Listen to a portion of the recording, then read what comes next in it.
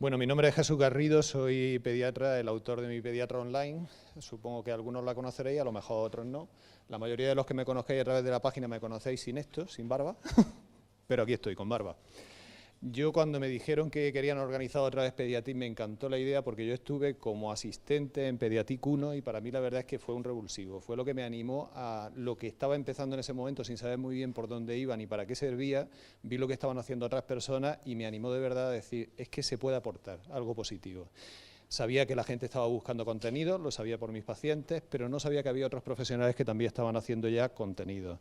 Tampoco sabía que estaban los padres y que cada vez tenían más protagonismo ahí. Para mí, de verdad, cuando hablamos de temas de salud infantil, yo sé que estamos los profesionales, que somos asesores, meros asesores, y luego están los padres, que son los que de verdad se dedican a cuidar de los niños, son los que de verdad hacen la salud infantil y los que de verdad hacen la crianza infantil. Y nosotros ahí tenemos que aprender de los padres continuamente, tenemos que aprender de los niños y tenemos que seguir formándonos porque tenemos demasiada tendencia a dar por supuesto que lo que nos han enseñado en la especialidad, por ejemplo, es la única verdad absoluta y yo lo que tengo claro, gracias a Internet, es que me salió de lo que a mí me enseñaron kilómetros de distancia y me alegro muchísimo de haberme salido kilómetros de distancia de lo que me enseñaron.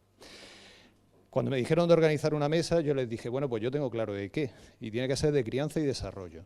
¿Por qué? Porque hablamos siempre los pediatras de patología, patología, patología. Y lo que de verdad es el día a día de los padres en la crianza es las dudas sobre qué es lo correcto, qué es lo mejor que yo puedo hacer para apoyar el desarrollo normal de mi hijo.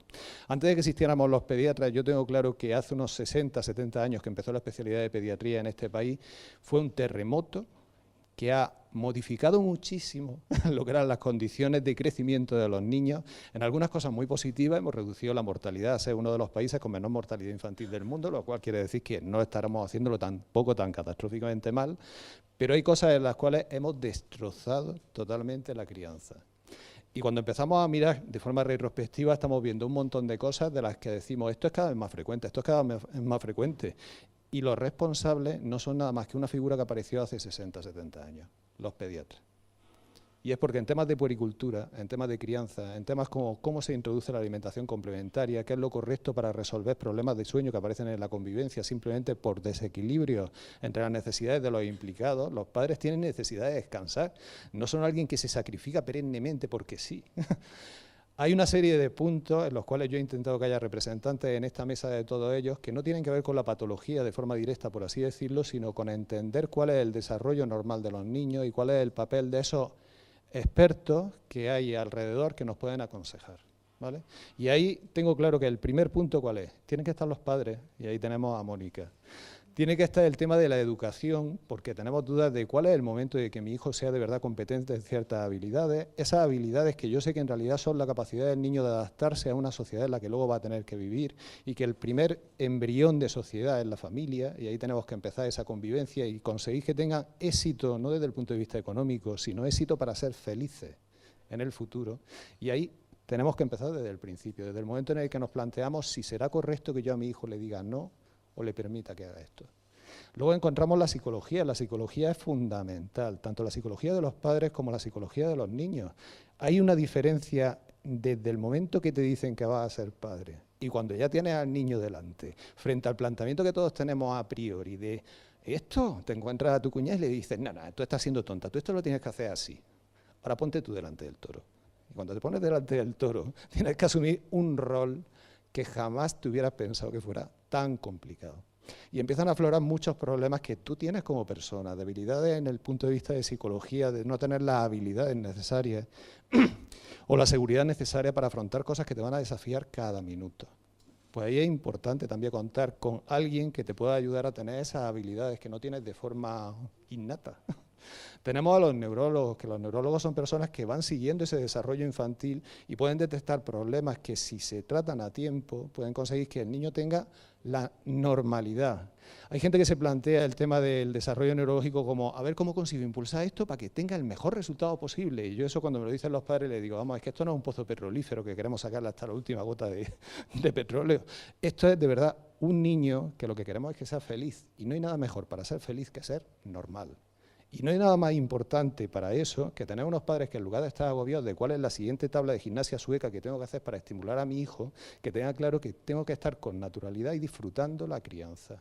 Cuando eso lo conseguimos de verdad, quitando miedos, para lo cual es importante que sepamos cuáles son los signos de alerta y que si aparecen saber cuál es el camino que tenemos que llevar, eso es mucho más importante que estar preocupado de correspondería hacer esto, tendría que hacer lo otro, hay que ver que todavía no se siente, tiene 6 meses. Ese tipo de agobios todos los padres lo tienen al principio, especialmente los padres novatos, que hoy en día son mayoría, porque muchos nos quedamos como yo en un hijo, cuando venimos de familia de 7 hijos.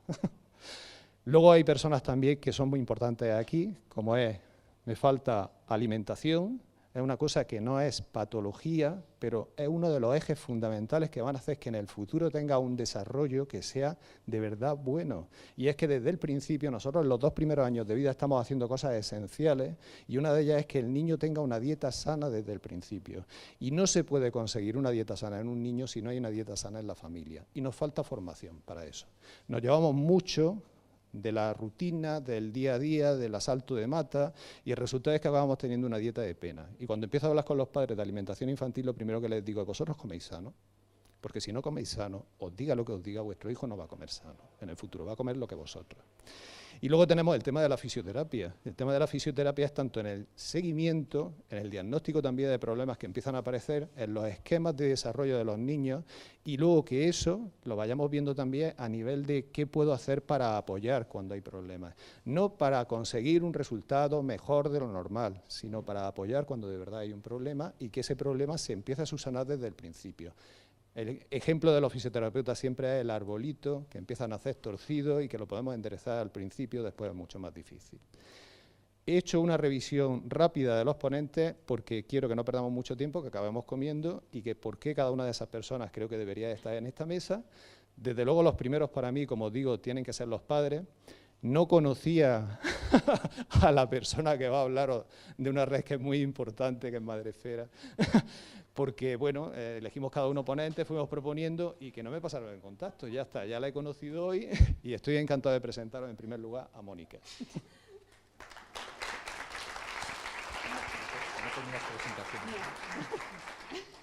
tengo así que nada. Hola, buenos días, tardes, ya, ¿no? Ya son a la 1. ¿Días? Bueno, pero ya lo hemos tomado, así que...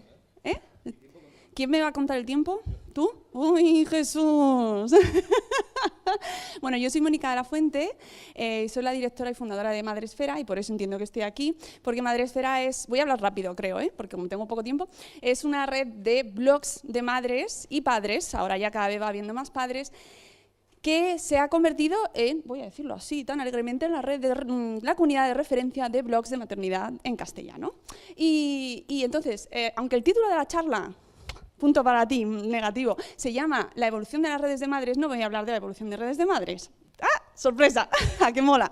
Porque hay un libro que se llama Del lavadero a la blogosfera maternal de Mariona Bisa y Cira Crespo, que lo dice todo ya. Y eso es así. Entonces yo os voy a contar, ¿qué viene aquí a contar esta mujer? Pues por qué nace Madresfera, de dónde sale Madresfera, pero no la empresa, sino por qué las madres abren blogs de maternidad y se fundan estas redes, ¿no? Porque al final Madresfera no deja de ser el reflejo de una necesidad que se percibe. O sea, yo abro, os voy a contar cómo abro yo el blog y así lo llevamos así a la generalidad, ¿no? Tengo una hija en el 2009 y me encuentro con una situación para la que no me habían preparado, ¿no? O sea, yo tengo una carrera, que soy periodista, y vamos, que me han explicado cosas y he leído, pero resulta que cuando llegas a la maternidad, pues no tiene nada que ver con lo que te han contado, porque entre otras cosas la maternidad se podría decir que está, por un lado, infantilizada, es una cosa como que las mujeres llegan a la maternidad así, de una manera muy dulce, ay, como con un cuento, y la princesa se quedó embarazada y tuvo hijos y fueron muy felices. Y eso lo tenemos interiorizado, ¿no? Y luego, por otro lado, está como muy medicalizada también, aparte, ¿no? Se suma. Entonces, la maternidad de repente te la venden como es una cosa que te va a pasar, que vas a ir al médico, te van a dar un diagnóstico, te van a poner una medicación, porque te tienes que tomar tu hierro, te hacerte tus pruebas, te sientas delante del doctor, te trata. esto con amor a los pediatras, a los ginecólogos y de todo, pero no te sientes tratada como una adulta, te sientes como una paciente, ¿no? Entonces, la maternidad es un shock vital. Y las mujeres, cuando llegamos a ese momento, perdemos muchísimo de la orientación que teníamos hasta entonces, siendo mujeres preparadas, con carrera, modernas, actuales, vamos a la moda y todas esas cosas. Pero llegas a la maternidad y no tienes ni idea de nada. Entonces ese shock lo llevamos y necesitamos expresarnos. ¿Qué pasa? Que en nuestro entorno no tenemos ese momento tribu que teníamos antes. Nuestras familias, nuestros vecinos, nuestras comunidades eran entornos cercanos donde la gente se sentaba en las puertas de la casa a contarse las cosas. Había otra manera de relacionarse. Ahora vivimos solos en las ciudades, estamos solitos y no tenemos con quién contarnos las cosas. De manera que cuando llegas a esa experiencia te sientes sola, absolutamente sola. Tu pareja tampoco sabe muy bien lo que te está pasando, ¿a poco? Ahora ya un poquito más, pero la normalidad es que no. Y que no se me moleste nadie, pero es que es así. Te sientes incomprendida. Las revistas y los medios de comunicación, la visión que dan de la maternidad, ¿cuál es?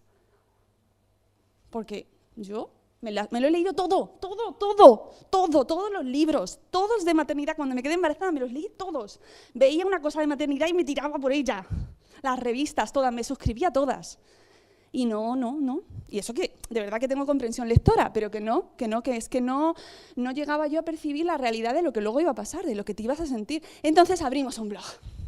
Pero no porque digas, voy a abrir un blog de madre, me voy a hacer bloguera de maternidad. No porque no sabes que existen blogs de maternidad, porque nadie te ha dicho, bueno, ahora a lo mejor sí, porque ya está Madre Esfera y entonces ya cumplimos, aunque Jesús no nos conozca, pero ya cumplimos esa función social. Pero en nuestro momento, yo cuando abrí mi blog, no abrí mi blog diciendo, voy a abrir un blog de madre a volcar todas mis frustraciones. No, abrí el blog diciendo, no sé qué hacer con mi vida, voy a contarlo aquí.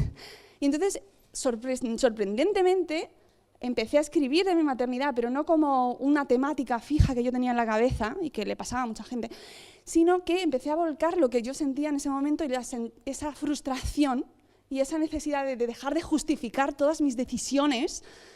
¿Por qué te pones eso? Pero si ahora te va a apretar mucho la tripa, ¿por qué das el pecho? ¿Por qué das el biberón? ¿Por qué haces colecho? ¿Por qué no lo haces? ¿Por qué le das de comer esto? ¿Por qué haces el baby led weaning? ¿Por qué no lo haces? Se te va a atragantar, se te va a morir. Total, blog. ¿Y qué pasa cuando abres un blog? Que la gente te comenta. Y empiezas a leer otros blogs. Y empiezas a descubrir gente que piensa como tú. Y entonces empieza a crearse de una manera natural, sin forzarlo, una red de gente que conoces, o sea, que siente lo mismo que tú, que está igual de frustrada. Porque las madres nos sentimos frustradas constantemente porque tenemos que justificar todas nuestras decisiones. Nuestra maternidad es una lucha constante para justificarnos. Y entonces en los blogs encontramos una vía de escape a dar esas explicaciones. Ya llega un momento que te preguntan, ¿y por qué estás haciendo? Mira, tengo un post del 28 de agosto donde te lo cuento. Lee mi blog. Y es así, amigos, es así. En los blogs encontramos una forma de volcar nuestra voz, una voz que no está representada en los medios de comunicación. No hay programas de maternidad real. Yo no los veo, o por lo menos a lo mejor es que me voy a dormir muy pronto y están a partir de las 10:30 de la noche, puede ser. Pero no los siento representado.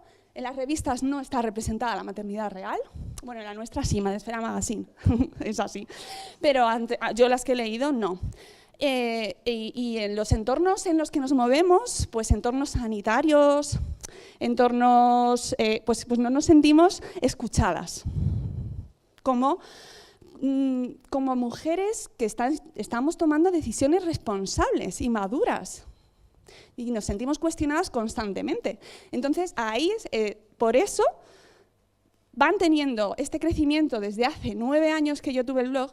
En el 2011 abrí Madre Esfera, porque me di cuenta, ahí yo, con mucho ojo comercial, que eso tenía su viabilidad, ¿no? Y que existía en otros países comunidades de blogueras de maternidad y aquí no. Dije, pues lo voy a hacer yo. Y lo hice. Y entonces, ahora ya somos 3.901 blogs. Y empezamos con 5. Y todo el mundo me dijo, no hay más de 300, amiga, que sé mucho de maternidad. Pues sí, hay más. Y lo mejor de todo es que se siguen creando. Y me dicen, no, pero ahora ya están perdiendo frescura. bueno, pues hay de todo porque se están profesionalizando, es verdad, hay gente que abre sus blogs y hace muy bien, vive de ellos, no muchas, pero poco a poco se va creando marca personal porque las madres interesamos mucho a las marcas, porque seguimos siendo protagonistas de las decisiones de nuestro hogar a nivel económico, de la crianza de nuestros hijos.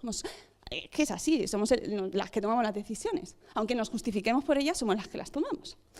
Pero ha crecido muchísimo, se están profesionalizando y aún así, a pesar de que se crean blogs para monetizarlos y para dar una salida profesional a sus autoras, siguen siendo donde las madres vuelcan sus frustraciones y donde encuentran un altavoz para decir estoy hasta aquí mismo de tener que dar explicaciones y de que no me escuchen como una persona madura, que oye, que ya hemos evolucionado mucho. Ahora los temas han evolucionado también un montón. Antes, cuando yo abrí Madresfera, se hablaba mucho más de temas de crianza como tal, ¿no? de lactancia, de cómo crío, qué elijo, qué manera de criar, porque no se hablaba mucho del tema, ¿no? Entonces se hacían intentos, las blogosaurias, como llaman por aquí mi amiga Begoña de Best Relations. Allí está, hola Begoña, que me queda un minuto solo. Llorad conmigo, por favor. Un minuto, es que esto no me lo podéis hacer a mí. Bueno, hablo todos los días en un podcast a las 7:15 de la mañana, o sea que aprovecho ya en Buenos Días Madresfera, me podéis escuchar, hay 1 hora hablando. Bueno, que va evolucionando el tema, ya me he perdido con lo de Best Relations. Que las blogosarias hablaban de maternidad como un concepto más de las entrañas, ¿no? Y ha ido evolucionando y ahora se habla de todo. Ahora hablamos de adolescencia, preadolescencia, de sexo. De sexo, de legalidad, de separaciones, de duelo. No se hablaba del duelo perinatal, de la infertilidad, amigas. Hay una comunidad de la Infertil Pandi que es brutal, que hace años no existía y que ha dado voz a mujeres que no se pueden quedar embarazadas. Y eso es el poder de las redes de madres. Y a mí me enorgullece formar parte de este fenómeno porque damos visibilidad y sacamos la voz de la madre del ámbito doméstico, en el que lleva muchísimos años, que me pongo como reivindicativa, mira, pelas de punta tengo. Pero es verdad, estamos empezando a escuchar la voz de la madre y eso tenemos que estar muy orgullosos de ello. Así que nada, podéis entrar en Madresfera y ver todos los casi 4.000 blogs, cada uno de su padre y de su madre, como se dice, y con su propia voz, que eso no lo vais a encontrar en otro sitio. Y he terminado, ya está.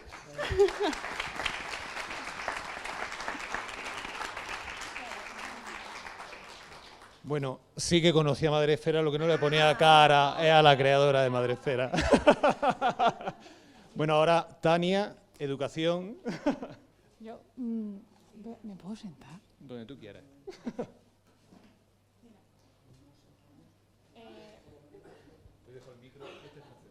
¿Este? Vale.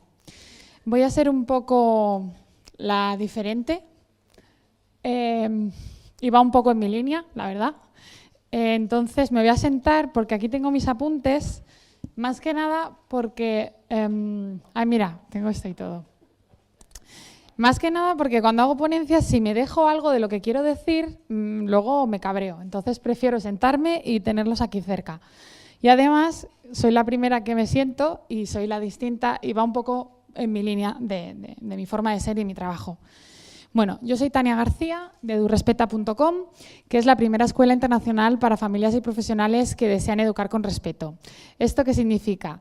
Personas que desean educar a los niños sin gritar, sin castigar, sin amenazar, sin chantajear. Es decir, lo que quieren es, en definitiva, educar, tratar a los niños como les gusta ser tratados a ellos mismos. En mi escuela, que llevamos online desde 2014, no solo se forman padres, también se forman profesionales de todo tipo. Y no solo profesores, que también es importante. Hay pediatras, hay enfermeras, hay dentistas, hay psicólogos, neuropsicólogos. ¿Por qué?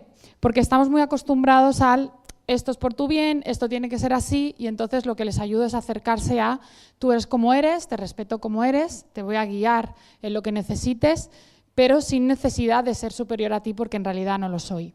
¿De acuerdo?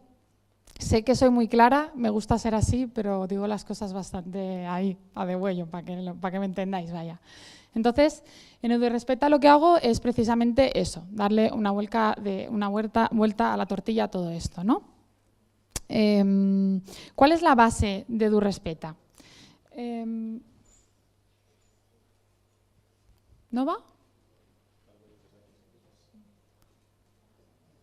Vale. La base, el fundamento esencial de Edurespeta es precisamente que en la infancia están las raíces de la existencia humana. Es decir, todo lo que somos en la vida adulta, en parte, ahora voy a decir más cositas, pero en parte somos la manera en la que nos han tratado en la infancia y en la adolescencia. Es decir, nuestra personalidad está formada pues a cómo nuestros padres nos han tratado, a cómo nos han dado apoyo y demás, ¿vale? La manera en la que nos han tratado, el acompañamiento emocional que nos han dado. Es decir, estamos muy acostumbrados a dar apoyo emocional a los niños cuando están contentos, cuando están alegres, cuando son tolerantes, cuando comparten, que estamos también muchos padres muy ofuscados para que compartan. Sin embargo, cuando estos niños tienen ira, celos del hermano, están enfadados, no les aportamos el acompañamiento emocional que necesitan. Y a los hijos hay que tratarles bien y ofrecerles respeto absolutamente siempre, tanto si están enfadados como si están contentos, como si sacan buenas notas como si no. El acompañamiento emocional, el apoyo, el respeto, la coherencia, el ejemplo, es lo que hace que luego seamos unos adultos con los objetivos claros, que no nos dejemos llevar por lo que digan los demás y que nos dejemos llevar directamente por lo que sentimos en realidad. Lógicamente, cuando yo digo esto, muchas personas me dicen, pero Tania, también está la personalidad de cada uno. Sí, cada niño, cada niña, cada adolescente tiene su propia predisposición genética, sus propios valores, las experiencias que vive, no solo en el hogar, sino fuera, la capacidad de resiliencia que tenga cada persona, pero lógicamente la manera en la que te tratan es esencial. Aquí seguramente las personas que estamos aquí en esta sala, si tuviéramos una pareja que nos tratara mal, nos hablara de malos modos, pagara las frustraciones con nosotros, tomaríamos la decisión, o no, pero normalmente se toma la decisión de no estar más con esta pareja. En cambio, los hijos no se pueden separar de sus padres, ¿no?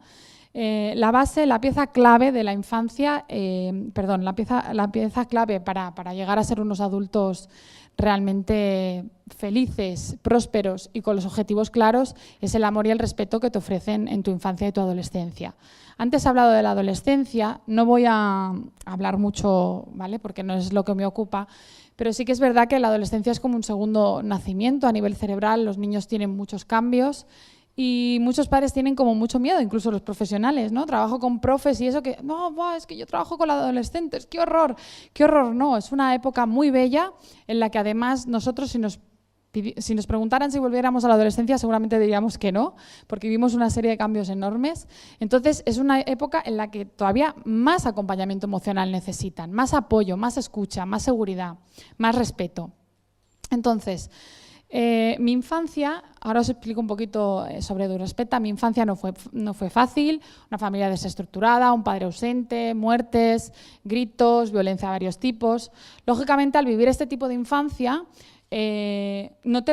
si tú no tienes apoyo dentro de tu hogar, cuando luego te tienes que ver en cosas como bullying escolar, que también, profesores que etiquetan, que comparan, que te machacan, pues no tienes seguridad, porque no tienes ni la confianza de decir en tu hogar, oye, me está pasando esto, me están diciendo esto. No, porque tienes una desconexión con tus padres que ni siquiera te atreves a exponer lo que te pasa porque vas a ser juzgado, ¿no?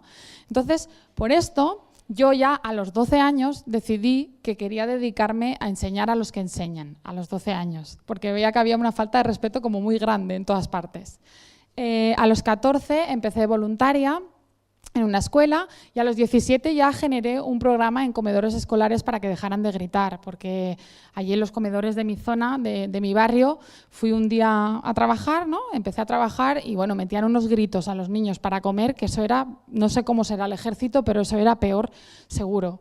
Entonces ya con 17 años ya generé un programa para que dejaran de gritar las profesoras de comedor, las monitoras. He estudiado diferentes carreras educativas, 3 licenciaturas, másteres, especialidades, pero en realidad no encontraba lo que yo buscaba, que era ese respeto que no se ve en ningún sitio. Seguimos perpetuando cosas que se llegan diciendo desde la Revolución Industrial o incluso antes, medidas obsoletas en las que los niños quedan en última instancia, los adolescentes quedan siempre, como si dices, ay, tengo 2 niños pequeños, siempre las manos a la cabeza, uf, madre mía, Dios te pille confesado, ¿y cómo aguantas con niños tan pequeños? ¿No? Siempre es, ¿y dónde queda la voz de los niños? ¿Dónde quedan las emociones de los niños? ¿No? Entonces, a raíz de esto, ya puedo pasar la siguiente, porfa. Quería comentaros que el respeto es la base de todo y el respeto incluye que no somos perfectos, ¿vale? Porque mucha gente me dice, pero Tania, tú haces esto, pero no somos perfectos, somos humanos. Por supuesto, la perfección no existe, además de lo que para mí es perfecto, para otra persona no puede serlo, pero que los padres no seamos perfectos también incluye a que los niños no son perfectos ni deben serlo, ¿vale? Porque siempre decimos esa excusa, esa justificación, es que los padres no somos perfectos, ya, pero los niños tampoco. Entonces no podemos exigir a los niños que sean personas que no deben ser ni quieren ser, sino que debemos ayudarles a que sean ellos mismos, ¿de acuerdo? Entonces, se trata de respetar y de ser respetados y, por tanto, en 2011, con mi primera maternidad de mi hijo Uriel, tuve además ahí un problema laboral porque pedí una reducción de jornada y me dijeron que la puerta era bastante grande, trabajaba en educación. Entonces decidí crear mi propio centro de ayuda a las familias y profesionales. Entonces, ¿cuál fue mi sorpresa? Era un centro chiquitito, en un primero, para no tener que pedir tantos permisos, pues si tienes un local tienes que pedir un mogollón de permisos. Tenía un primero, mi primer centro, ahí iba ayudando a las familias, pero ¿cuál fue mi sorpresa? Empecé a hacer talleres, cursos por toda mi comunidad, que vivo en Cataluña, soy madrileña, pero vivo en Cataluña, y empecé a ver que no solo generaba cambios en los padres y profesionales, sino que además en los niños era, vamos, una pasada a nivel de autoestima, de seguridad, a nivel curricular, los niños con diferentes trastornos, los niños con diferentes dificultades psicomotoras. O sea, no es para nada lo mismo en la vida que te apoyen a que no te apoyen. No es para nada lo mismo que te griten en tu hogar a que no te griten. Me queda un minuto, voy a acabar, ¿eh? Pero de verdad, no es para nada lo mismo. No es lo mismo sentirte, bueno, que sí, que tienes tus errores, pero ¿y qué? Tus errores te ayudan a avanzar. Y no es lo mismo estar en un hogar o en un cole o en un centro en el que te sientes respaldado, te sientes respetado y te sientes persona, que es lo que son los niños. ¿Vale? Entonces, aquí he puesto que las TIC realmente han sido mi herramienta para gritarle al mundo. Yo en 2014 decidí crear mi escuela online porque pensé que era la mejor manera de gritarle al mundo todo esto, no quedarme solo en mi comunidad, sino, ostras, están habiendo cambios reales, quiero de verdad que la gente empiece a cambiar y quiero que dejen de gritar y de castigar, que realmente cambie el mundo. Entonces empecé lógicamente con mi web escribiendo. Para mí el contenido es básico, para mí aportar contenido de calidad a las personas es lo mejor, tanto en formato vídeo como en formato escrito. Para mí los artículos son lo mejor. Y bueno, así estamos, ¿no? Que ahora mismo en EduRespeta pues llevamos ya más de 2.000 alumnos de todas las características, no solo padres y profesores. Me ha abierto puertas, pues me ha llamado una editorial, en septiembre, si todo va bien, saldrá mi libro, ya estamos en la edición de la portada, salgo en diferentes medios de comunicación, pero sobre todo hago cambios reales en las familias y en los profesionales, que eso es mi sueño, ¿no?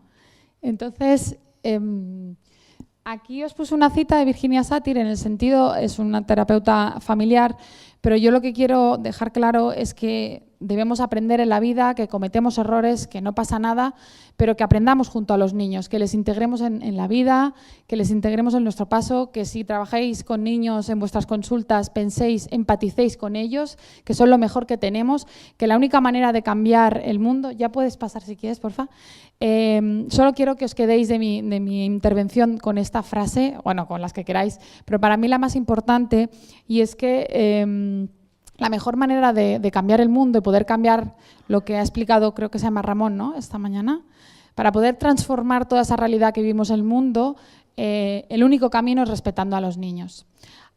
El único y el más importante. Así que muchas gracias por invitarme y por escucharme.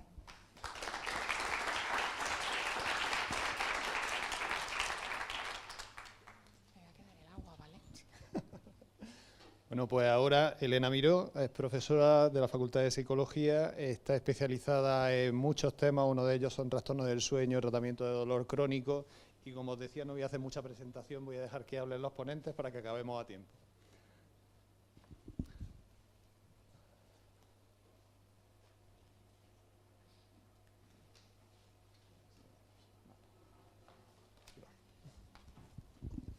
Muchas gracias, Jesús. Buenas tardes. Primero voy a empezar enfatizando cierta información que me gustaría que tuvierais presente y luego pues haré alguna mención a algunas de las aplicaciones e instrumentos que estamos desarrollando en este momento. Quisiera empezar resaltando que en una vida de aproximadamente 85 años, durmiendo 8 horas diarias, habremos dedicado 250.000 horas al sueño o 10 días completos. ¿Este tiempo de sueño es sueño perdido? Esa es la primera pregunta que quería plantear. En nuestro actual contexto sociocultural se tiende a pensar que cuanto más tiempo le robemos al sueño, mejor estaremos aprovechando nuestro tiempo de vida. Y existen numerosos indicadores de esta tendencia, ¿no? Baste mencionar, como uno de los que yo veo más significativos, que la comparación de la duración del sueño del año 1910 hasta la actualidad muestra una reducción de aproximadamente 1 hora y media de duración en ese tiempo de sueño, lo que sugiere que le robamos tiempo al sueño debido al actual estilo de vida, puesto que la historia de la evolución de las especies no va ni mucho menos tan rápido. ¿Para qué sirven esas 250.000 horas de sueño? Pues como señalaba uno de los padres de la medicina de sueño, el doctor Rechavén, si el sueño no desempeña funciones absolutamente vitales, constituiría el mayor error evolutivo jamás hecho. El sueño de onda lenta, las fases 3 y 4, constituyen los momentos más profundos, reparadores de todo el sueño. En estas fases los parámetros corporales alcanzan sus mínimos diarios, existe una especie de estado de restitución corporal aumentada, donde está fomentada la síntesis de proteínas, se libera la hormona de crecimiento humano, está disminuida la respuesta córtico-esteroide, etcétera, etcétera. Toda esta serie de cambios parece que tienen una función muy importante, potenciando la función inmunológica y también, de alguna forma, efectuando labores de reparación neurológica. De hecho, existen correlaciones muy interesantes entre características que tienen las ondas delta, que son las que se expresan en esta fase, y indicadores de plasticidad cortical. Por su parte, el sueño REM, la fase en la que solemos soñar, pues tiene un papel fundamental en la maduración del cerebro durante el desarrollo, como todos sabéis, también en la facilitación de la memoria y del aprendizaje. Hay muchas correlaciones significativas entre calidad y cantidad del sueño REM y capacidad intelectual e inteligencia. Y también facilita la asimilación de eventos que nos impactan desde el punto de vista emocional, siendo una especie de regulador natural del estado de ánimo. ¿Qué ocurre entonces cuando hay una mala calidad de sueño? Pues, como es lógico, se producen consecuencias negativas tanto a nivel psicológico como a nivel de lo que sería ejecución, funcionamiento diario, aumentan los errores en el trabajo, la accidentabilidad, y también hay un impacto negativo en la salud física, aumentando incluso la mortalidad. En uno de estos estudios se veía que un parámetro tan sencillo como es tardar más de 30 minutos en dormirse cada día, en un estudio de seguimiento que tenía entre 4 y 19 años, pues generaba una tasa del doble de mortalidad en ese caso, ¿no? También nos podríamos preguntar, no solo desde el punto de vista de la calidad del sueño, sino de la cantidad, ¿cuántas horas necesitamos dormir? Al respecto, uno de los resultados más interesantes es que existe un vínculo entre la duración del sueño y la longevidad. Como se puede observar en la gráfica, el mínimo de mortalidad se obtiene durmiendo 8 horas o en torno a 8 horas. Este resultado es, y aumenta dramáticamente por debajo de esa cifra y también, curiosamente, por encima. Este resultado se informa por primera vez en un estudio de la Sociedad Americana de Oncología, que después ha sido también reevaluado, pero existen estudios longitudinales de años mucho más recientes, la mayoría de los cuales llega exactamente a la misma conclusión. Lógicamente, en estos estudios se controla cualquier variable de confundido que pudiera sesgar los resultados. También hay que tener en cuenta que la cifra exacta que se comunica en cada trabajo varía ligeramente, lo cual es lógico, puesto que las necesidades recomendadas de sueño también se van modificando a lo largo del ciclo vital y se pueden admitir, como en cualquier otro parámetro, pues diferencias individuales, pero que tampoco se tienen que alejar demasiado de ese paraguas de entre 6,5, 6 como mucho por abajo y por arriba 8, 8,5 o como mucho 9 horas, ¿no? Porque a partir de que nos salimos de ese abanico pues empiezan ya a documentarse los problemas. Nos podríamos plantear, si esto pues nos genera curiosidad, ¿por qué acorta la vida no dormir 8 horas? Falta muchísima investigación al respecto, no lo tenemos para nada claro en el caso de los patrones de sueño largo, que son las personas que tienden a dormir muchas horas, y en el caso del patrón de sueño corto, lo que se tiende a pensar es que sufren el efecto acumulativo de una especie de privación crónica de sueño. De hecho, existen trabajos muy interesantes que demuestran que 6 noches simplemente durmiendo 4 horas, pues ya producen un efecto detectable en la función endocrina, en el metabolismo de los carbohidratos, en el tono catecolinérgico que aumenta, o por ejemplo en los marcadores de inflamación que también empiezan a aumentar. Una época de la vida en la que el sueño cobra una importancia aún mayor, si cabe, es el periodo de crianza de los niños pequeños. Bueno, aquí había una parte de los círculos que tenía que aparecer después, pero lo voy comentando. Todos esos factores que ya se han ido comentando y que agudizan lo que sería el estrés en este periodo de crianza, una de las consecuencias inmediatas, naturales, que con más facilidad van a producir es la presencia de alteración del sueño. Y aquí el tema es que si no descansamos bien, eso interfiere con esas funciones reparadoras que el sueño tiene que desempeñar cada día, y eso va a producir una merma más o menos importante de nuestra capacidad de funcionar a lo largo del día, lo que a su vez retroalimenta de forma negativa el estado de estrés y puede generar una especie de círculo vicioso que es difícil de romper sin intervención a veces y que pues, puede afectar de manera muy significativa la calidad de vida de toda la familia. En este momento es fácil que aparezcan problemas psicológicos que estaban más o menos latentes, que se agraven problemas existentes, y además hay una relación muy probada entre tener mala calidad de sueño y que pueda aparecer una depresión posparto o que pueda empezar a aparecer conflicto entre la pareja. En la práctica está claro que una buena calidad de sueño garantiza una buena experiencia de crianza y viceversa. Con lo cual, pues parece central atender la calidad de sueño de toda la familia, implementando en cada caso pues, las medidas que resulten más adecuadas. Por todas estas razones, la infravaloración que en general tiene el tema del sueño, no solo a nivel popular, sino también a nivel científico, se han dedicado infinitamente menos esfuerzos a mejorar los hábitos de sueño de la población que al tema, por ejemplo, de la nutrición, del tabaco, del ejercicio físico, etcétera, etcétera, ¿no? Por esa razón y también pues porque formo parte de un equipo de investigación donde tenemos una larga trayectoria asistencial y también investigadora en temas de sueño, pues me decidí hace poco tiempo, yo no llevo tanto tiempo aquí como muchos de vosotros, a crear un blog donde doy información exhaustiva, de calidad, intento, sobre fundamentalmente sueño, trastornos emocionales de ansiedad y de depresión y dolor crónico, que son mis ámbitos de especialización.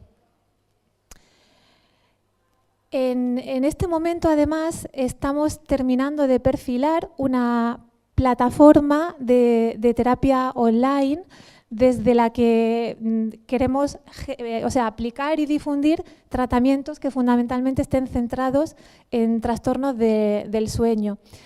Esta plataforma, de hecho, está conectada con un recurso que sí llevamos más tiempo ya utilizando, un diario clínico online que permite la evaluación de toda esta serie de síntomas en varios momentos del día previamente diseñados por el terapeuta o por el clínico, incluyendo de cada uno de los síntomas pues una cierta variedad de preguntas con formato de respuesta distinto y que luego se vierte directamente en Excel y da gráficos de evolución de cada uno de los pacientes. La plataforma que estamos generando también permite complementar esa evaluación vía diario clínico con un protocolo que se diseña de forma individualizada para cada paciente, seleccionando cuestionarios y entrevistas que ya están en esa web. Y luego, además, se le pueden administrar distintos tipos de terapias, estableciendo el número de sesiones que se van a cursar dentro de cada una y el tipo de módulo que se quiere realizar. Por ejemplo, en el caso del insomnio crónico, que es uno de los problemas más frecuentes, de un 20 a un 30% de la población padece insomnio, pues la terapia, digamos, basada en la evidencia, porque generalmente se sobreabusa de fármacos hipnóticos, pues sería la terapia cognitivo-conductual del insomnio. Nosotros la estructuramos en torno a 9 sesiones. Dentro de cada sesión la persona encuentra información que tiene que leer, ejercicios que tiene que realizar en casa y que luego nos cuelga en la plataforma. Y además esto lo complementamos con videoconferencia a través de DocLine, que es el recurso del que se ha hablado antes de la pausa. Este punto también de la videoconferencia es fundamental porque los últimos metaanálisis que existen sobre eficacia de terapia online, al menos en mi ámbito, pues lo que dejan claro es que aparte de todos los materiales que tiene que trabajar el paciente, yo sé que en otros ámbitos pues a lo mejor no hay que aprender tantas cosas, pero cuando hacemos una terapia psicológica, la persona siempre tiene que aprender nuevas actitudes, nuevas habilidades, y eso implica un trabajo activo con mucha información. Pues aparte de eso, la eficacia de una terapia online versus la presencial va a depender también de que se incluyan algunas sesiones de videoconferencia, lo cual es bastante lógico, ¿no? Tenemos años de experiencia aplicando esto con éxito en población con trastornos del sueño muy severos, como es la fibromialgia, y lo que estamos haciendo en este momento pues, es adaptarlo para abrirlo a otro tipo de poblaciones. Bueno, me están avisando desde hace un rato que tengo que parar, así que lo voy a dejar aquí. Gracias por su atención.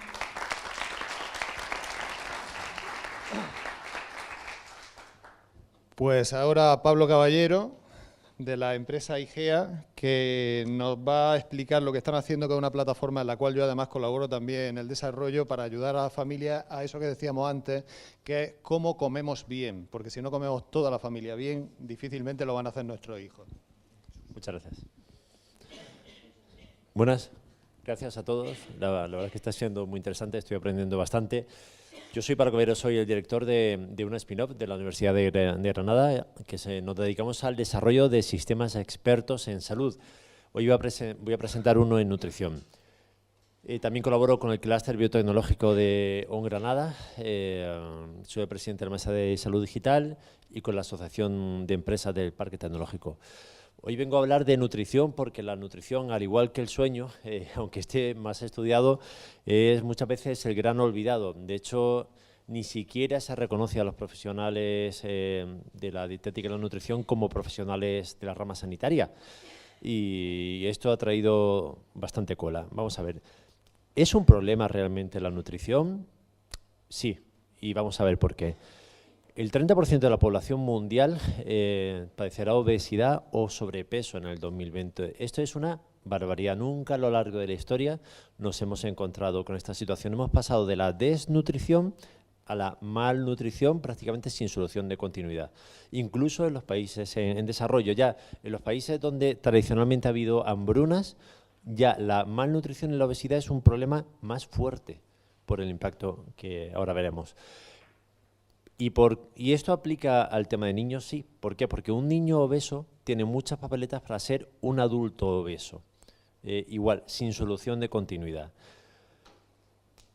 Pero ¿realmente es un problema que esté la gente con un poquito más de peso? Sí. ¿Por qué? Porque el 75% de las muertes que se producen a nivel global se deben a enfermedades no transmisibles. Diabetes, cáncer, cardiopatías, EPOC. Y el 80% de estas enfermedades, la variable independiente sobre la que más se puede trabajar y que más afecta es la nutrición. La obesidad aumenta el riesgo de más de 13 tipos de cáncer, dispara el riesgo de diabetes, el de cardiopatías, etc.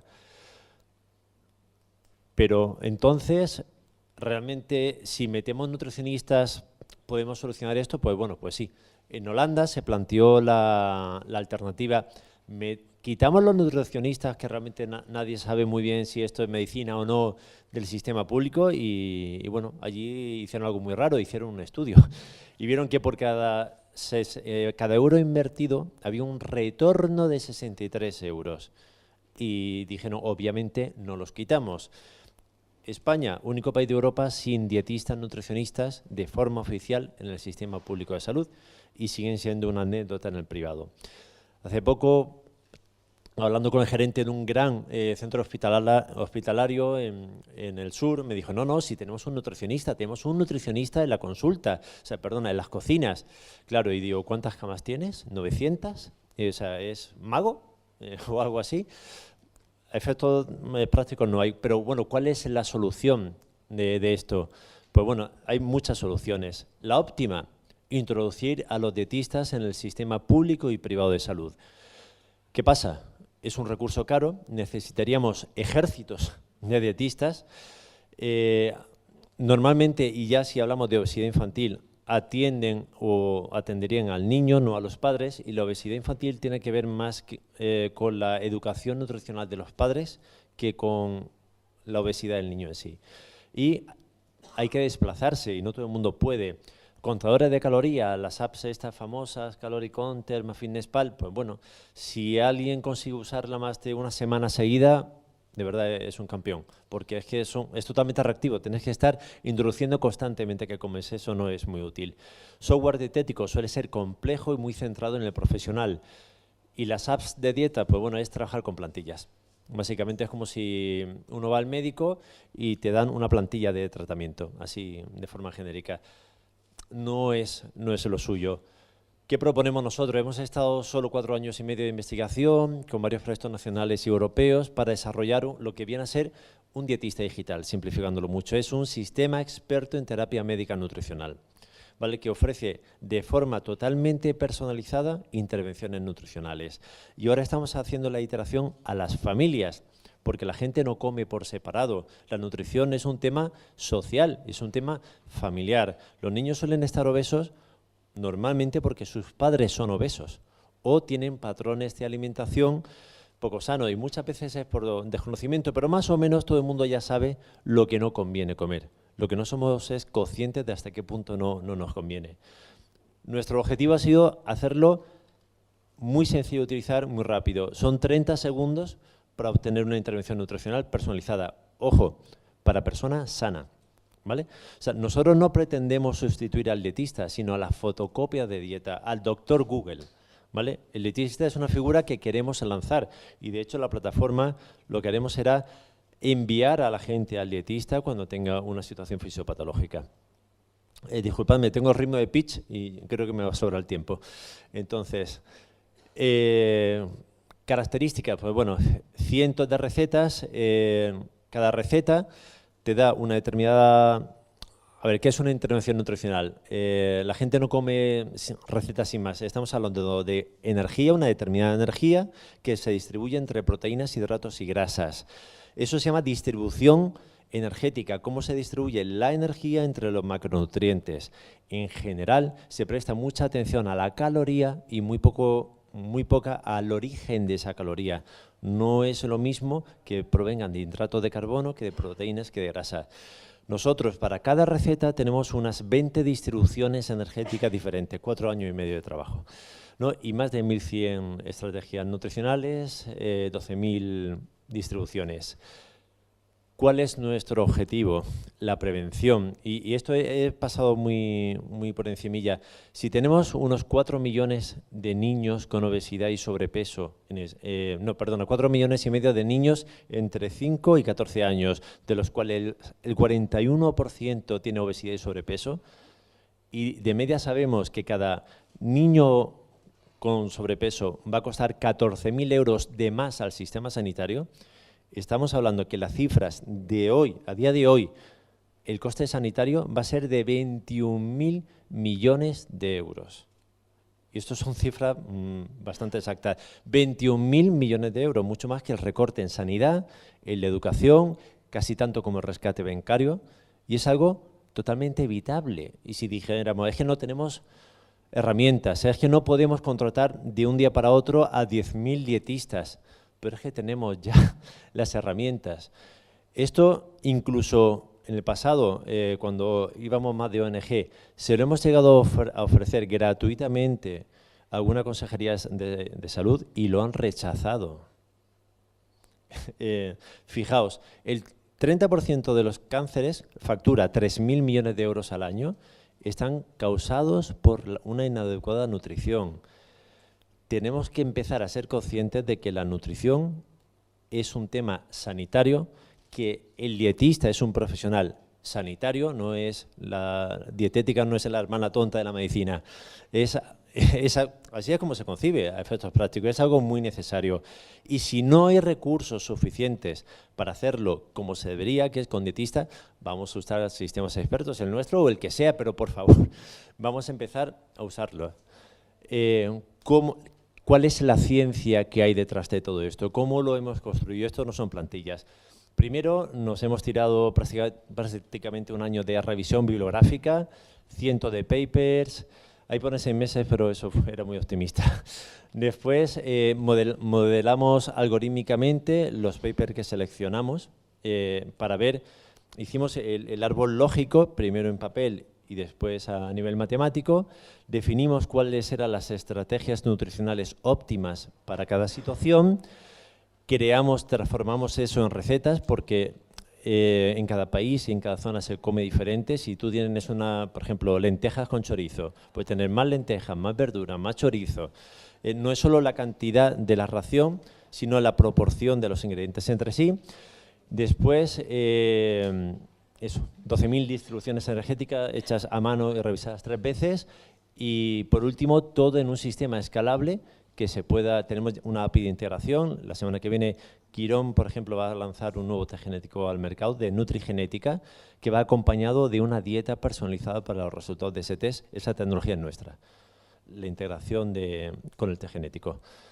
Y bueno, tenemos un equipo amplio. Y Jesús, que no lo puse en un principio, de todo. Tenemos médicos, nutricionistas, farmacéuticos, mucho programador, gente de marketing. Tiene que ser sencillo, tiene que ser utilizable.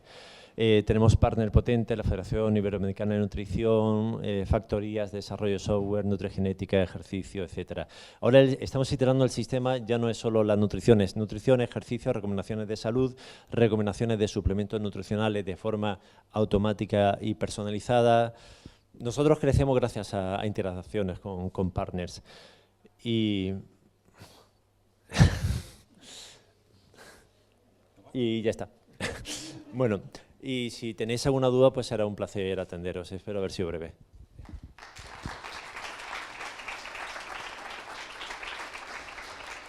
Manuel. Manuel Fernández, neurólogo. Hace unos años yo tuve el gusto de hacer un curso para formar a otros profesionales sanitarios explicándoles lo que yo estaba haciendo en ese momento en redes sociales y puedo decir que es uno de mis alumnos más aventajados. Creo que es de los que de verdad en la práctica diaria ha conseguido hacer una integración mejor de lo que es el uso de las tecnologías para darle sentido en lo que es la práctica de un profesional sanitario ayudando a las familias a criar mejor a su hijo. Bueno, buenas tardes. Estas son horas ya un poquito complicadas para todos, ¿no? La glucemia estará baja, no sé si para eso tiene alguna recomendación específica Pablo, pero voy a intentar que sea lo más entretenido, lo más distraído posible, porque si no, nos vamos a acabar durmiendo aquí todos. ¿Alguna pregunta concreta? ¿De aquí cuántos sois profesionales sanitarios privados? Vale. ¿De vosotros cuántos trabajan solo en la consulta privada? Vale. Y de esa consulta privada, ¿de cuántos de vosotros es propia y la gestionáis vosotros mismos, en vez de trabajar para otros? Joder, pues entonces es importante esto que voy a contar. Vale. Mira, la presentación que me planteó Jesús fue cómo digitalizar la consulta. ¿Y por qué es importante digitalizar la consulta? Yo os voy a presentar algunos datos un poquito superficiales básicamente de lo que se puede hacer, pero sobre todo de la importancia que tiene y de la repercusión que puede tener para todos vosotros como profesionales sanitarios, especialmente privados, si queréis tener un poco de independencia y de libertad a la hora de hacer las cosas como vosotros creéis que es necesario. Que eso fue una de las cosas que me impactó de cuando hice el curso con Jesús y cuando leí el libro que escribió contando su experiencia, ¿no?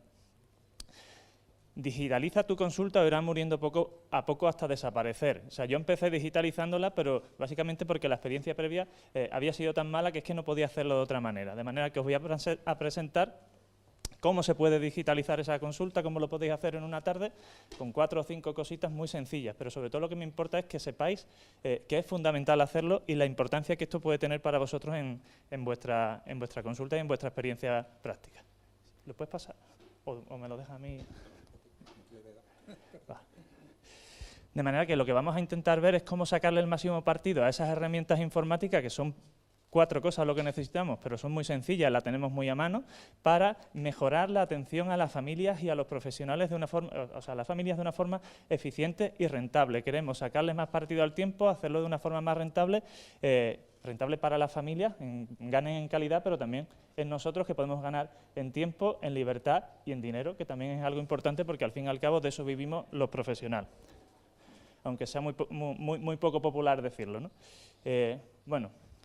No es que yo sea especialmente egocéntrico, que sí que me gusta hacerlo un poco, pero bueno.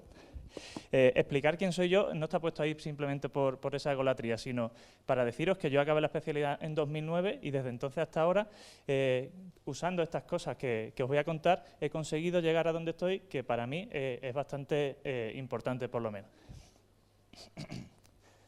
Yo he pasado de ser un pediatra que acabó su especialidad y que trabajaba en la sanidad pública, en la sanidad privada, de sol a sol, con malas condiciones laborales, con malas condiciones económicas y con nula independencia o nula capacidad para hacer cosas, pues en este tiempo a tener mi propio centro médico especializado, dedicado a la neuropediatría y trabajar para mí, montarlo yo solo. Joder, esto de hablar rápido cansa mucho, ¿eh?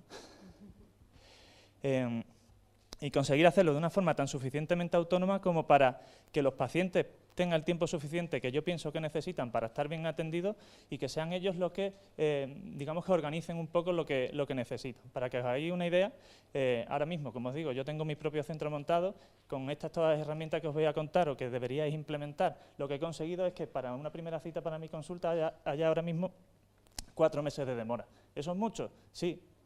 Pero eso significa que la gente quiere que sea yo el que lo vea en estas condiciones. Y además que para eso, que para pedir esa cita, la familia tenga que hacer un abono previo de la reserva. De manera que es una manera de garantizar que esos pacientes que te quieren ver a ti, además no te van a dejar tirada la consulta, te dejan esa seguridad, esa tranquilidad y esa estabilidad. ¿Por qué es importante todo esto? ¿De verdad hace falta montar toda la estrategia para que una consulta vaya bien, para que la familia esté contenta? Pues digo yo que si no fuera así, si no fuera necesario, no fuera importante, no habría evolucionado de una forma tan satisfactoria la situación. Lo que piden las familias es una persona que les escuche, que les entienda, que les deje opinar sobre lo que pasa y sobre cómo hay que hacer las cosas a posteriori en la situación personal de cada uno y que además pueda acompañarle en todo ese proceso. Vivimos en una especialidad, la pediátrica, sobre todo la mía, que es la del neurodesarrollo y la neuropediatría, en la que los pacientes pueden cambiar mucho, los padres pueden tener muchas necesidades cambiantes e ir necesitando muchas cosas nuevas, y lo que demandan es seguimiento, atención, dedicación personal y especializada. De manera que hace mucha falta este tipo de implementación. Y se puede hacer. De hecho, hay 5 herramientas mágicas que tenéis que incorporar. Algunas ya la lleváis, como veréis, pero que son fundamentales. Primero, la calidad que uno ofrece en su trabajo y en su servicio. Evidentemente, no vivimos de vender humo. Si una consulta necesita algo, es un profesional que la atienda bien y que resuelva los problemas de sus pacientes. De manera que lo más importante es el cerebro de los profesionales, los conocimientos, el esfuerzo, el gasto en formación y en adquisición de esos conocimientos para solucionar esos problemas de los pacientes. Eso es lo más importante. Pero después hay 3 cosas que también las tenéis muy a mano y que son fáciles de poner en marcha, que en muchas ocasiones no se establecen. Por ejemplo, un programa de gestión de consulta en la nube. ¿Cuántos de vosotros usan un programa de gestión de consulta en la nube? Sí, por ejemplo. ¿Por qué es importante este tipo de programas? ¿Vale? Bueno, esto es lo del cerebro que os decía. Entre otras cosas porque ese tipo de programas te supone libertad. O sea, yo he estado trabajando en muchos centros privados donde atendía a los pacientes, al final los pacientes son del hospital, son del centro, tú no tienes los datos, no tienes manera de comunicarte con ellos, no hay manera de saber qué pasa con ellos después, o esos pacientes, si tú te vas de ese sitio, no tienen posibilidad de localizarte o tú no lo puedes comunicar. Entre otras cosas, te da geolibertad, pero además te permite poder atenderlos en cualquier sitio. Si te tienes que movilizar, tienes que trabajar en diferentes sitios, esos pacientes son tuyos, dependen de ti y lo puedes atender con las mismas condiciones en todos los sitios. Otra de las cosas importantes, y voy rápido para intentar no marearos mucho, es el tema de la consulta online. Como os decía anteriormente, estos pacientes necesitan especialmente mucha atención continuada y la mejor manera de ofrecérselo es tener una plataforma donde tú los puedas atender 24 horas al día, 365 días al año, sin que esto suponga una esclavización por parte del paciente. Es una plataforma donde tú puedes recibir las preguntas, las consultas y toda la demanda que te generen, pero que tú después puedas resolver a posteriori. De manera que es una posibilidad de tener una comunicación asíncrona sin estar constantemente dedicado a esa consulta. Pero evidentemente también es verdad que algunos pacientes necesitan una atención cara a cara. Para eso sí que es especialmente útil el sistema de videoconferencia. Yo trabajo, como han dicho antes, con el sistema de DocLine y lo que nos permite este sistema es poder atender a los pacientes no solo en la consulta, sino a distancia en cualquier circunstancia. Pero sobre todo la parte importante de esto no son las 3 herramientas, las 4 herramientas que puedas usar en sí, sino cómo tenerlo esto establecido. ¿Cuál es la manera más eficiente que he encontrado yo? Pues el marketing de contenido, ¿vale? Yo lo que tengo es un blog en el que genero información que puede ser de utilidad para las familias. ¿Por qué? Porque creo que es importante que los pacientes o que las familias puedan conocer cuál es la causa principal de su problema. De hecho, yo siempre les digo a la familia que mi propuesta de valor, lo que yo les puedo aportar es información sobre cómo conocer la causa de su problema y orientarles sobre la mejor manera de poder solucionarlo. Vendiéndole o dándole esa información al paciente, son posteriormente ellos los que deciden si quieren que sea tú el que los atienda y de qué manera atenderlo.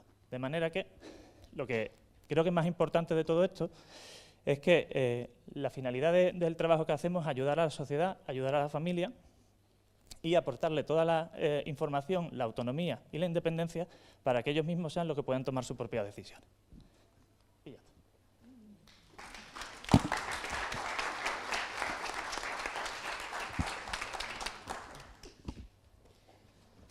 Bueno, pues ahora fisioterapia, Lorena Gutiérrez, lo que nos va a hablar es de la importancia también del desarrollo y de cómo podemos ir siguiendo ese desarrollo y ayudar a la familia a detectar cuándo aparece un problema y cómo podemos apoyarlo en ese problema. Y también esos problemas que aparecen en fisioterapia en las madres, por ser precisamente madres. Muchas gracias.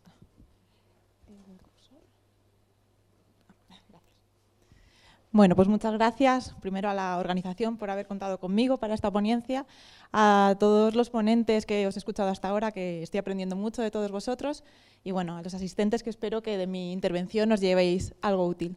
Os voy a hablar de cómo la fisioterapia para bebés y mamás puede ser llevada a cabo a través de Internet y de las TICs. Es decir, cómo nos puede ayudar a mejorar la salud de nuestros bebés y cómo lo podemos hacer a través de Internet.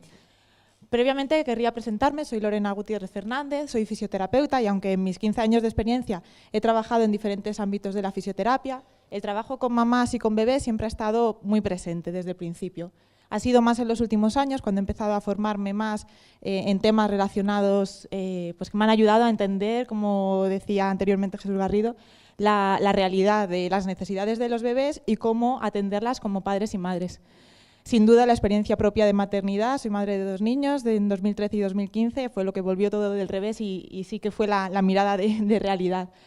A partir de esta experiencia profesional y personal, y junto con mi experiencia docente e investigadora, creé FisioBIM, que es Fisioterapia para Bebés y Mamás. Y soy también coautora del libro Bebés en Movimiento, junto con María Sánchez, que está hoy aquí también. Y, bueno, aunque es un recurso que no es de Internet, también quiero contaros cómo influyó muy positivamente en la difusión de los contenidos.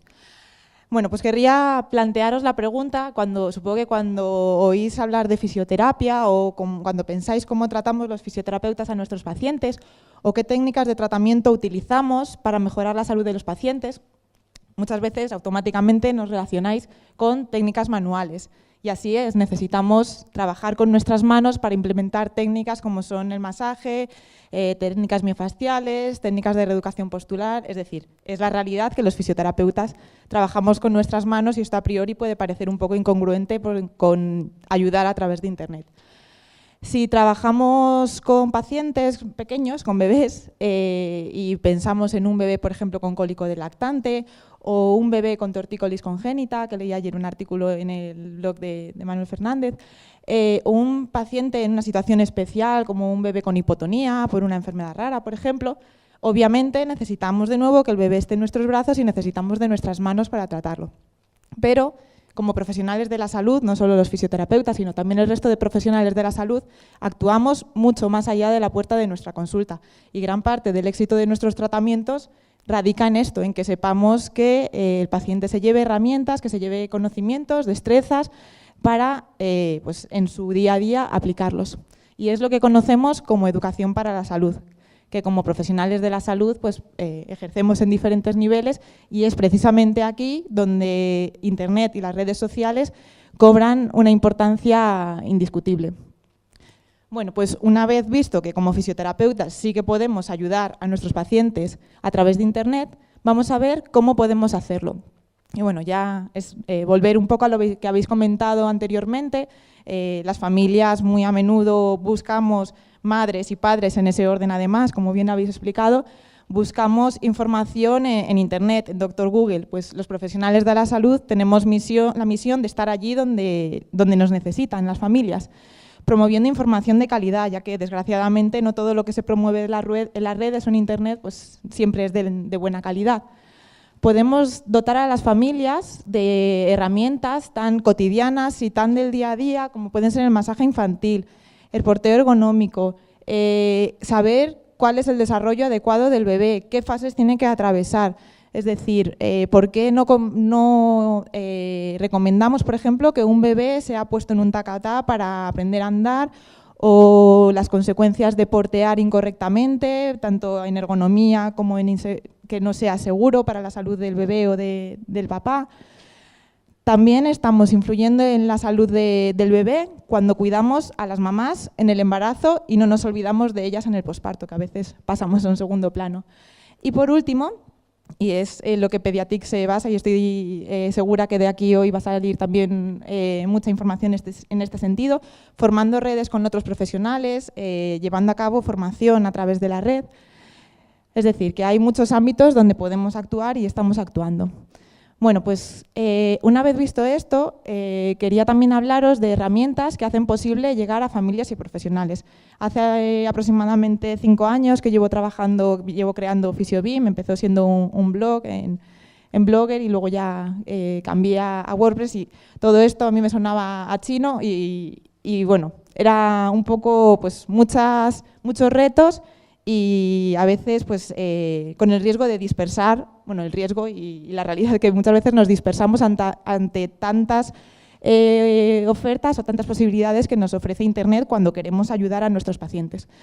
Las 4 herramientas fundamentales de las que os quiero hablar es el blog, las redes sociales, la formación online a otros profesionales y la venta online de libros. El blog, que es fisiobim.com/blog, a través de este blog promovemos información de calidad, pues como os decía, cuidando a la mamá en el embarazo y en el posparto, tratando temas de desarrollo del bebé, como os decía, las fases, que es lo que abordamos en nuestro libro Bebés en Movimiento, la importancia del movimiento para que el bebé se desarrolle adecuadamente, cómo el bebé necesita experimentar para aprender a gatear, el que no tengamos la prisa por saltar a la siguiente fase, como se comentaba anteriormente también. Cada fase es importante por sí misma, para el desarrollo físico, neurológico, para el desarrollo de, bueno, pues no solo del momento, sino que son los cimientos de la futura persona que va a ser este bebé. Y con destrezas luego también para el aprendizaje, capacidad lectoescritora, se basa muchas veces en el desarrollo de los primeros meses de vida. También tratamos porteo ergonómico y adaptado y una última línea de una nueva sección que hemos abierto recientemente es de profesionales de la salud y porteo, acercando el porteo ergonómico y adaptado, que cada vez es una realidad que nos reclama más los pacientes, a situaciones como pueden ser pues incluso bebés con síndrome de Down, bebés con diferentes enfermedades o situaciones especiales o incluso adultos, pues por ejemplo usuarios de una silla de ruedas, donde si el porteo y la cercanía con sus bebés tiene beneficios en situaciones cotidianas, pues se van a beneficiar especialmente. Y esto es muy importante que los profesionales de la salud lo conozcamos. Las redes sociales, como decíamos antes, es la herramienta más dinámica que nos permite acercar algo que en principio es más estático como el blog y que nos permite estar allí donde están también nuestros posibles usuarios. Y nos permite también, como por ejemplo es el caso de YouTube, dar también esta información en otros formatos, en un formato más visual y más rápido de consumir, digamos, de acceder, que muchas veces como madres no tenemos tiempo de leer. La formación online, estos son varios de los ejemplos. Por ejemplo, el primero, porteo ergonómico y porteo adaptado para profesionales de la salud. Estamos terminando la 4ª edición de esta formación, formando a distancia en un programa de 12 semanas de duración a fisioterapeutas, terapeutas ocupacionales, médicos, pediatras, diferentes profesionales de la salud, que como os decía, a lo largo de 12 semanas tenemos la posibilidad de intercambiar información, de ir viendo los contenidos progresivamente y de trasladarlos a nuestra consulta y de integrarlos, cosa que si hiciésemos este número de horas condensados en un formato presencial, pues no nos daría tiempo a sacarle tanto partido. Y por último, quería hablaros también de la publicación de nuestro libro, donde Internet ha estado muy presente desde el principio, lo estuvo cuando empezamos a soñar con el libro, María del Mar Sánchez y yo, nuestras reuniones eran online, lo estuvo también en la posibilidad, cuando teníamos ya el libro escrito, llegó el momento de publicarlo y lo pudimos hacer gracias al apoyo de las personas que se interesaron en nuestro proyecto, en una campaña de crowdfunding que pusimos en marcha el año pasado. Y sigue siendo Internet interesante e importante en llegar a cada vez a más familias gracias a que el libro, que en principio es algo más físico, estático, a que las familias interesadas, incluso los profesionales que cada vez se están interesando más, puedan acceder a ellos a los recursos que tenemos online, al grupo que tenemos también de intercambio entre familias y profesionales. Es decir, que nos hace poder llegar más lejos con contenidos offline. Y en resumen, querría terminar con la idea de que, en definitiva, aunque Internet no es nuestras manos, se convierte en parte en una herramienta para cuidar, muy importante para cuidar y velar por la salud de los bebés. Muchas gracias.